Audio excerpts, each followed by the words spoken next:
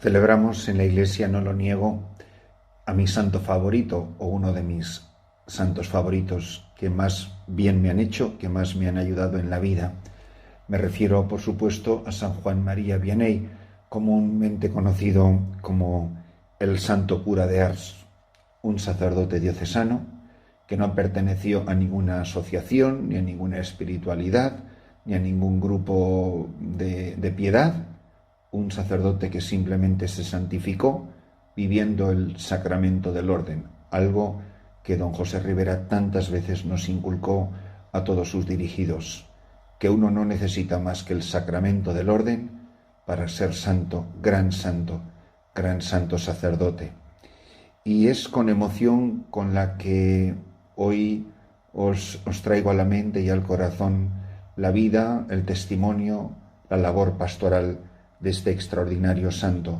Pero me gustaría hacerlo, como repito tantas veces, no repitiendo las frases clásicas que se dicen de él o las anécdotas típicas que ya todos nos sabemos de memoria.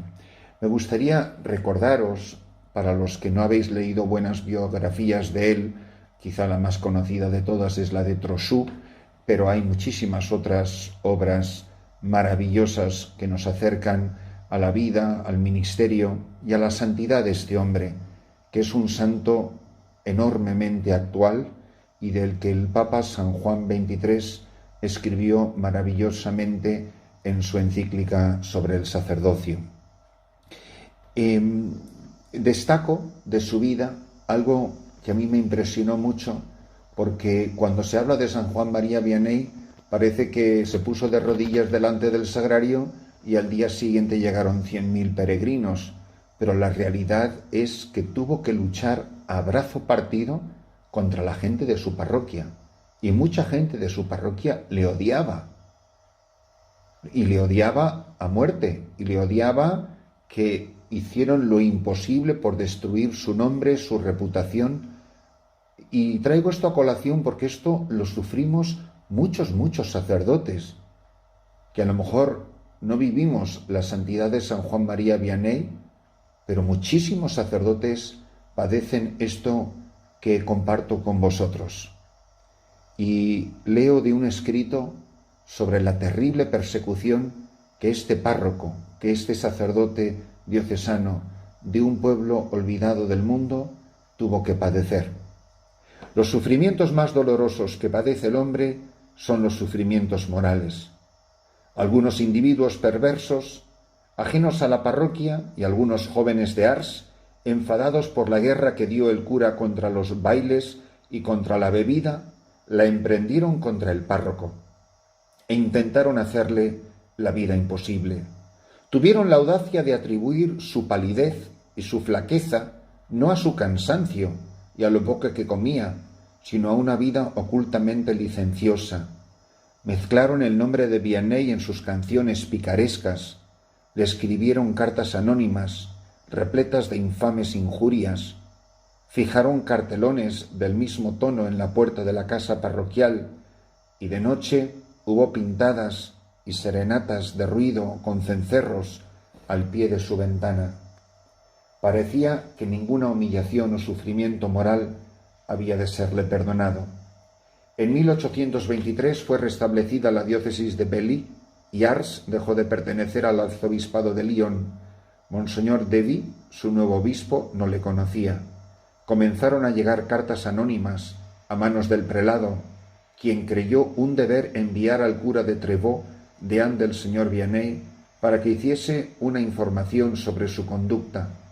Se ignora de qué manera se hizo, pero lo cierto es que las imputaciones calumniosas quedaron reducidas a nada. Estos hechos puede que fueran una de las razones por las que el cura de Ars decía al final de su vida: si al llegar a Ars hubiera sabido lo que allí había de sufrir, me hubiera muerto del susto.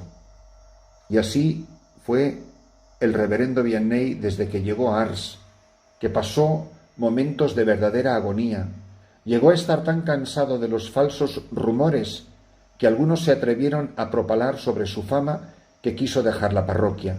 Y lo hubiera hecho si una persona de su intimidad no le hubiese convencido de que su partida equivalía a una tácita confirmación de las calumnias, recuerda un testigo de su vida. Estas pruebas las veía con visión sobrenatural, como una gracia. Decía él, las pruebas para los que Dios ama, no son castigo, son gracias. ¿Qué son 20 o 30 años comparados con la eternidad? ¿Tanto tenemos que sufrir? Algunas humillaciones, algunos escalofríos, palabras molestas. Eso no mata, decía el cura de Ars, y añadía, qué bien sienta morir cuando se ha vivido en la cruz. Deberíamos correr tras la cruz como el avaro corre tras el dinero. La cruz es el don que Dios ha dado a sus amigos. Nunca hay que mirar de dónde vienen las cruces, vienen de Dios. Es Dios quien nos da este medio para demostrarle nuestro amor. Queridos amigos, seáis sacerdotes, religiosas, obispos, laicos, seáis quien seáis, vuestra vida, incluso nuestra de los sacerdotes, pasa por la santidad de otros sacerdotes. La santidad que todos nosotros, sacerdotes y laicos, alcancemos al final de nuestra vida, dependerá en gran medida de los sacerdotes que hayan pasado a nuestro lado, en cuyas manos hayamos puesto nuestra alma. Por eso es de vital importancia. Vital quiere decir de vida o muerte. Es de vital importancia la santidad de nuestros sacerdotes. Y nos debería de horrorizar, deberíamos de mirar con verdadero horror cuando el clero, cuando los sacerdotes no son tan santos como debieran. Y a todos, empezando por mí el primero, nos debería de dar vergüenza no haber alcanzado más santidad. Mirad, la santidad viene por la predicación de la palabra de Dios que hacen los sacerdotes y por la recepción y celebración fructuosa de los sacramentos. Y eso viene a través de los sacerdotes. Por eso os pido, de rodillas, con lágrimas en los ojos, rezad, orad, ofreced sacrificios, haced lo que podáis por la santidad de los sacerdotes. Sin sacerdotes no hay iglesia, porque sin sacerdotes no hay Eucaristía, y no hay iglesia donde no hay Eucaristía.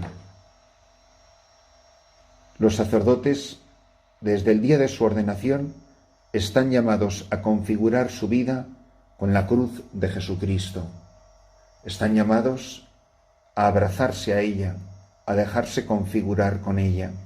Como bien decía este párrafo último que hemos leído, la cruz más dolorosa que soportará jamás un sacerdote es la calumnia, porque un sacerdote no se puede defender y es un hombre público y además no puede contraatacar porque sería indigno e impropio de su condición de sacerdote.